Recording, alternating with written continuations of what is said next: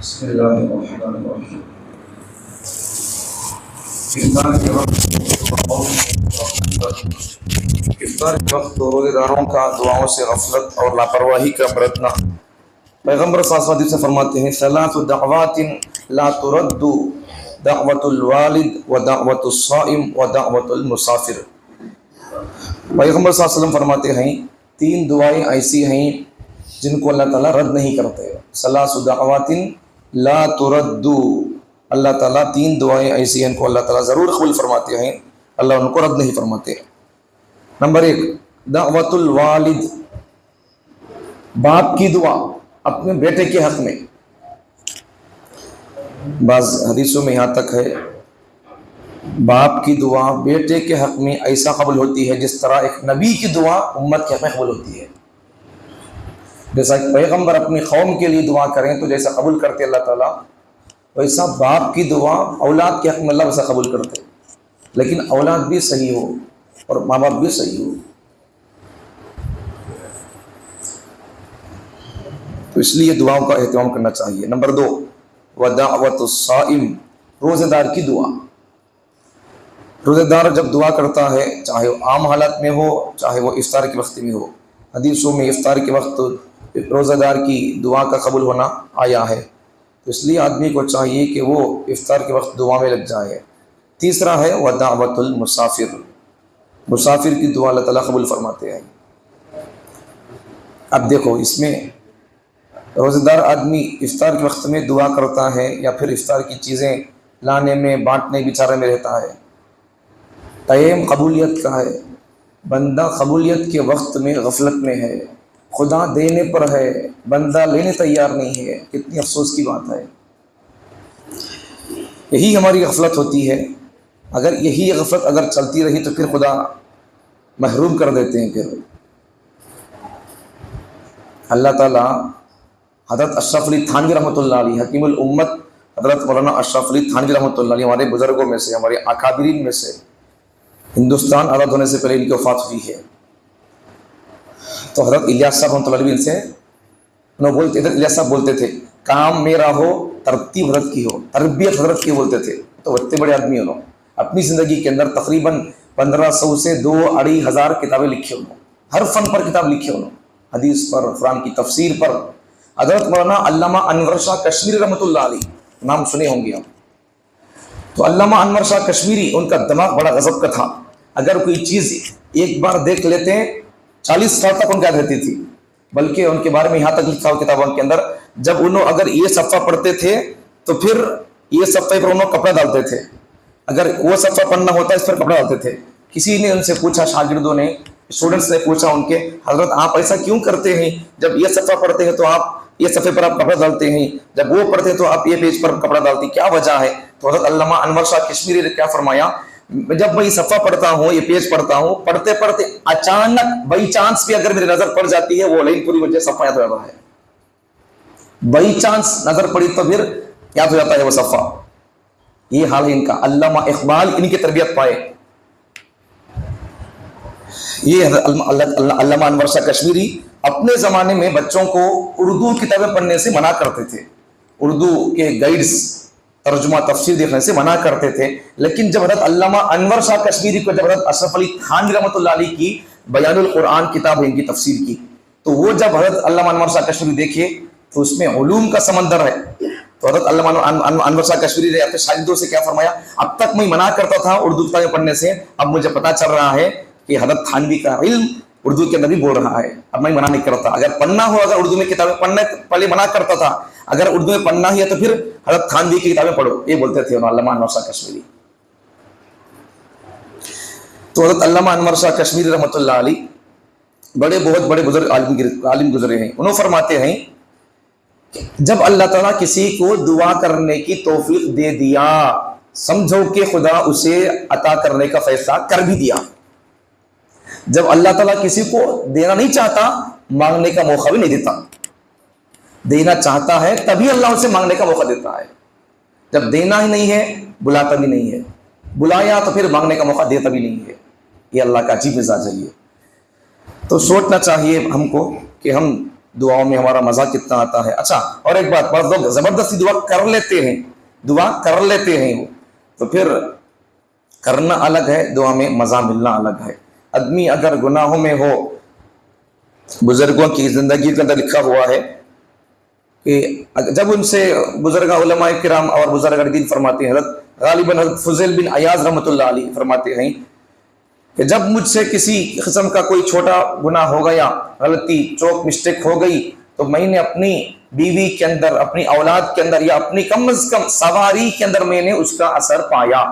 مطلب کیا ہے، مجھ سے اگر اللہ کے حق میں اگر کوئی کوتاہی ہو گئی، اللہ سے مجھے کوئی چھوٹی نافرمانی ہو گئی، تو پھر یا تو میری بیوی میری بات نہیں مانی، یا تو پھر میری اولاد میری بات نہیں مانی، یا پھر کم از کم میری سواری، میرا گھوڑا تو میری بات نہیں سنا.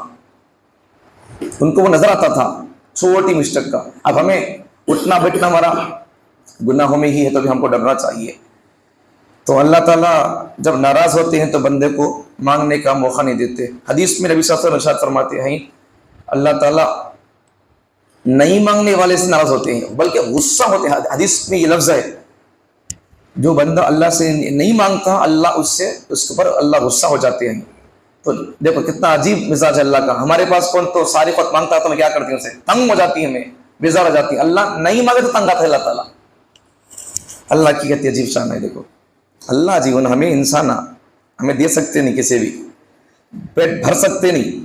پیٹ بھر گئے تو بھی کسی کو ہمیں ہنکیا نہیں بھر سکتے. خدا ہی ہے وہ پیٹ نہیں، جسم کا نس بھر سکتا ہے. پیٹ ہنکیا نہیں خالی، اسے کیا اس کے جسم میں سننا نہ کو بھرنا، کیا خدا بھرنے تیار ہے. لیکن بندہ اللہ کی نافرمانی چھوڑ دے. دیکھو وقت افطار کا کون سا ہوتا ہے، قبولیت کا.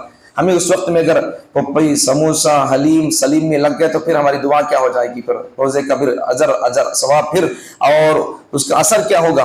دعائیں کر کے ظالموں کو اپنے تسلط سے بچانا ہے اور پوری دنیا سے ظلم کو ختم کرنا ہے. دعاؤں کے اندر خدا نے وہ طاقت رکھی ہے، دعاؤں کے ذریعے سے تقدیر بدل جاتی ہے. کبھی کبھار نگاہ ولی میں یہ تاثیر دیکھی، بدلتی ہزاروں کی تقدیر دیکھی. اللہ والوں کی نگاہوں میں پاور ہوتا ہے، کبھی کبھار دعاؤں میں پاور ہوتا ہے. تو پھر ہمیں کب کون سا موقع ہوتا ہے ہمیں معلوم نہیں، اس لیے ہمیں اللہ والوں کی صحبت میں جاتے رہنا ہے اور پھر ہمیں دعائیں بھی کرتے رہنا ہے. تو افطار کا ٹائم ہے دعا کی قبولیت کا. اس وقت میں ہمیں اگر پھل فروٹ میں اس میں لگ گئے تو پھر عجیب بات ہے. ہمارے کو اگر ہمارے حالات کو بدلنے کی، چینجنگ کی فکر نہیں ہے، تو پھر اللہ کو کیا پڑی ہے تمہارے پیم کو اتار کر عمر کو بٹھائے، اسے کیا پڑی ہے، اسے کون سا فرق پڑنے والا ہے، اس کے اوپر کیا تنازع لاگو ہونے والی ہے، کیا SIR اس پر لاگو ہونے والا ہے، کیا تم پر لاگو ہونے والا ہے. جب تم کو فکر نہیں ہے تمہارے ظالموں کی، اسے کیا پڑی ہے، کیا خاک ان تمہاری یہ مدد کرے گا. جب تم کو بدلنا نہیں ہے، تم بدلنا نہیں چاہتے ہو، اسے کیا پڑی ہے بدل کے عمر کو کھڑا کرے، عمر جیسے لوگوں کو بادشاہ بنائے. تم کو اگر فکر ہو تمہارے اعمال، ایک پوائنٹ کو یاد رکھو، اصل میں بادشاہان ظالم نہیں ہوتے، ہمارے اعمال بادشاہ ہوتے ہیں. گرچہ یہ حدیث ہے لیکن یہ حدیث ضعیف ہے، بلکہ من گھڑت ہے حدیث. یہ بعض لوگ پڑھتے ہیں اسے اعمالکم امالکم، یہ حدیث بول کر، بلکہ یہ حدیث نہیں ہے یہ. لیکن دیگر حدیثوں سے اگر ہمیں دیکھیں گے تو پھر قرآن کی آیتوں کے ترجمے سے دیکھیں گے تو پھر مفہوم صحیح ہے. یہ حدیث صحیح نہیں ہے الفاظ، لیکن مفہوم صحیح ہے. کیا مفہوم صحیح ہے؟ الفاظ اعمالکم امالکم، ترجمہ کیا، تمہارے اعمال تمہارے بادشاہ. حدیث نہیں ہے یہ، غلط من گھڑت موضوع بات ہے. لیکن قرآن کی آیتوں کے اگر مفہوم دیکھیں گے، مفہوم صحیح ہے. اس کا مفہوم کیا ہے؟ جیسے تمہارے اعمال ہوں گے اللہ ویسے بادشاہوں کو تمہارے سر پر مسلط کر دے گا. مفہوم صحیح ہے، حدیث نہیں ہے وہ. اب دیکھو جب ہمیں اپنے اوپر ظالموں کو مسلط کرنے ہم تیار ہے تو پھر اللہ کو کیا پڑی ہے. ہمارے اگر اعمال ڈھنگ کے ہوں گے، قرآن پر عمل ہوگا، روزوں پر عمل ہوگا، حرام سے بچتے ہوں گے، تو پھر اللہ تعالیٰ بھی ہمیں جیسے ہوتی ہیں اللہ تعالیٰ ویسے لوگوں کو اللہ تعالیٰ بادشاہ بناتا ہے. ہمیں قرآن کو ٹچ ہی نہیں کرتا اللہ تعالیٰ، پھر ایسے لوگوں کو اللہ تعالیٰ ہمارے اوپر مسلط کرتا ہے. پھر وہ لوگ ہمارے مسجدوں کو، مدرسوں کو، درگاہوں کو چھوڑے بغیر رہتے، وہ لوگ برباد کر کے رہیں گے. جیسا ہم نے قرآن کو برباد کیا ویسا وہ لوگ ہمارے زندگیوں کو برباد کر کے چھوڑیں گے. وہ خون کا خون بہا کے چھوڑیں گے. پھر وہ آگے دیکھو افطار کے وقت میں غلطی کرتے لوگ. کیا غلطی کرتے؟ افطار کا سامان پورا سامنے رکھ لے کو دعا کرتے رہتے. اب بتاؤ دعا کرنا ہے تو پھر دعا میں توجہ کا رہتی ہے.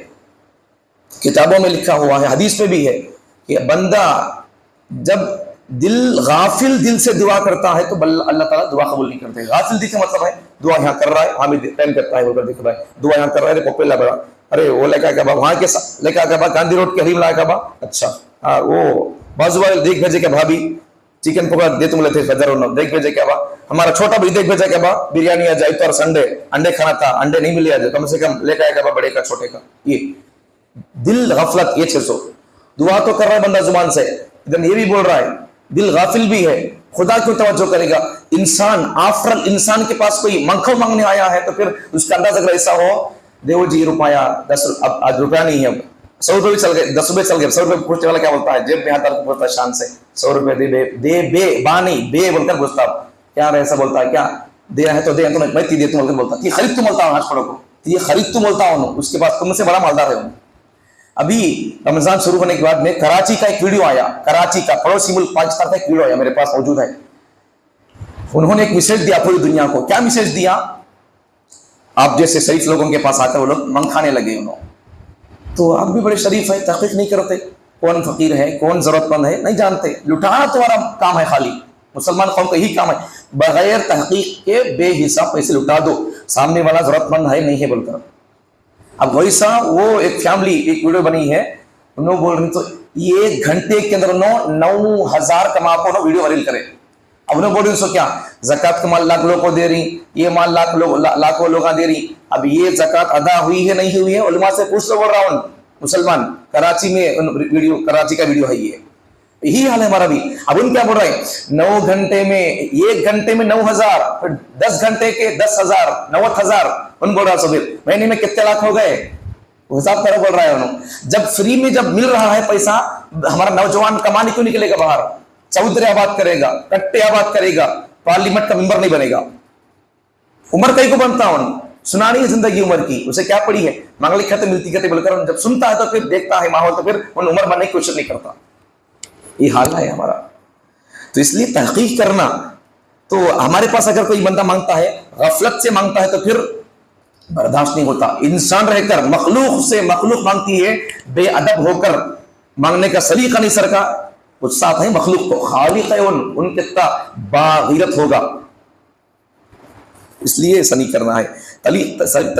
افطار کی چیزیں وغیرہ جہاں حال میں ہو یا گھر میں ہو تو جگہ جہاں افطار کرنا ہوا چھٹ ڈالو, ختم کر ڈالو اسے, اپنے اللہ سے مانگنے میں چلے جاؤ. یہ کیا یا رکھ لے کو اسے بول لیتے پوچھ لیتے کیا یہ, جب تو مطلب کیا اس کا خدا پر بھروسہ نہیں ہے, چیزوں پر بھروسہ ہے, چیزیں انکار نہیں, چیزوں سے رزق سے اپنی بے نیازی اختیار نہیں کرنا. لیکن وہاں بیٹھ کو دعا کرتے ہیں تو توجہ کیا ہوگی, جب توجہ ہٹے گی خدا کہیں کو دے گا, یہ بات ہے. تو اس لیے ایک پیغام حدیث کا ترجمہ کہ بندے کو افطار کے وقت میں توجہ سے دعا کرنا چاہیے, پھل فروٹ سامنے رکھ کر یہ بے ادبی نہیں کرنا ہے, اللہ سے مذاق کرنے کے برابر ہی ہے. آگے افطار کے وقت اجتماعی دعا, سب لوگ مل کر دعا کرتے رہتے ہیں. تو بعض موقع پر سب مل کر دعا کرنا ثابت ہے, جیسا کہ نبی صلی اللہ علیہ وسلم بعض موقع پر اجتماعی دعا کرتے تھے, بارش کے لیے دعا کرنا ہے تو پھر اجتماعی دعا ہوتی تھی. اور وہی استسقاء کا مطلب وہی ہے, قنوت نازلہ ہو, کبھی دشمن ہمارے اوپر آ کر کئی سالوں سے کئی دنوں سے جم گیا تو پھر اس کا تسلط, اس کا پاور توڑنے کے لیے قنوت نازلہ دعا پڑھتے تھے, نماز کے اندر پڑھتے تھے. یہ نماز کے اندر دعا قنوت نازلہ, نماز کے اندر دوسری رکعت میں رکوع سے اٹھنے کے بعد پڑھتے ہیں دعا قنوت نازلہ, اللہم ہدنا فیمن ہدیت وعافنا فیمن, یہ دعا ہے, یہ وہ پڑھتے نماز میں دعا رکوع سے اٹھنے کے بعد. تو وہ کچھ دعائیں جہاں پڑھنے کے. لیکن اب ایک بات بتاؤں, کس کی کون سی ضرورت ہے دعا کرنے والا کیا جانتا ہے. ہر ایک اپنی ضرورت اپنی پریشانی خدا کو انفرادی کرنے سے, پرسنل کرنے سے آدمی بول سکتا ہے اپنی پریشانی اللہ تعالیٰ کو. کبھی کبھار کر لیے تو ٹھیک ہے, لیکن انفرادی دعا کرنے کا اہتمام کرنا چاہیے. اچھا, اجتماعی ہو دعا, اجتماعی ہو یا انفرادی, زیادہ سے زیادہ مستحب ہے, اور اختلاف اور انتشار سے بچنا واجب ہے. یہ اجتماعی دعا کرو انفرادی دعا کرو, اس میں پڑھنے کے بجائے کیا کرنا ہے, ہم کو اتحاد ہمارا باقی رکھنا ہے, اتحاد کو ہمارا توڑنا نہیں, واجب ہے. اب وہ انفرادی دعا, اجتماعی دعا, پرسنل دعا ہے, یہ زیادہ سے زیادہ مستحب ہو سکتا ہے, لیکن تمہارا اتحاد باقی رکھنا یہ واجب ہے.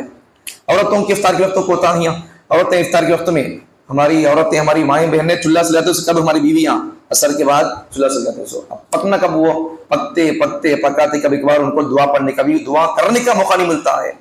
اس لیے ہماری ایک ذمہ داری ہے کہ ہماری بھی غفلت اور غلطی یہاں بھی ہوتی ہے. کیا غلطی ہے, ہمیں بھی بیویوں کو کیا بولتے ہیں, ہمیں بھی دیکھو ماں بیوی امی ہے تو امی کو, بیوی ہے تو بیوی کو, روز نوا ڈش ہونا ہمارے کو, یوٹیوب میں دیکھو نوا نوا چڑھاؤ پکاتے رہو. اگر ایسا ہمیں ان کو پریزر کر دیں گے تو پھر نوے نوے ڈش ہونا, پھر نوے نوے ڈشوں کے لیے یوٹیوب میں ویڈیوز دیکھیں گے, ایسے ویسے پکانا شروع کر لیں گے. ان کو بھی دعا کرنے کا بھی, دعا مانگنے کا بھی, دعا افطار کی پڑھنے کا بھی ان کو وقت نہیں ملتا. پکاتے ہلاتے سموسے وہ سب کرتے کرتے ٹائم نہیں ہوتا ہے.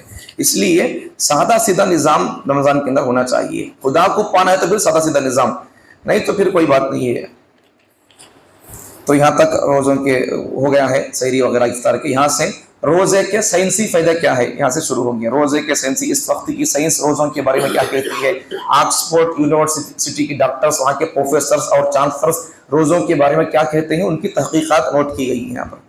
اللہ تعالیٰ ہم تمام کو, جب سنیں گے آپ, خاص کر شوگر کے لوگ سنیں گے, میدے کے خراب ہاضمہ والے لوگ سنیں گے, ان کا دل چاہے گا اب سے میں مرنے تک میں روزہ نہیں چھوڑوں گا. وہ وہاں یہ تحقیق ہے. اللہ بولے تو نہیں رکھ لوگ روزے, کم سے کم یہ سائنسی فائدے, ڈاکٹر علاج کیسا کر رہی ہیں وہ دیکھ کے تو روزہ رکھنے کے ان کو دل چاہے گا. یہ تحقیق یہاں پر ہے, کل بتاؤں گا انشاءاللہ زندگی رہی تو. اللہ تعالیٰ ہم تمام کو سحری اور افطار کے مسائل میں غفلت کرنے سے ہماری حفاظت فرمائے. افطار کے وقت کو اللہ سے لو لگانے میں مصروف رہنے کی توفیق عطا فرمائے. سبحان اللہ بحمدہ, سبحان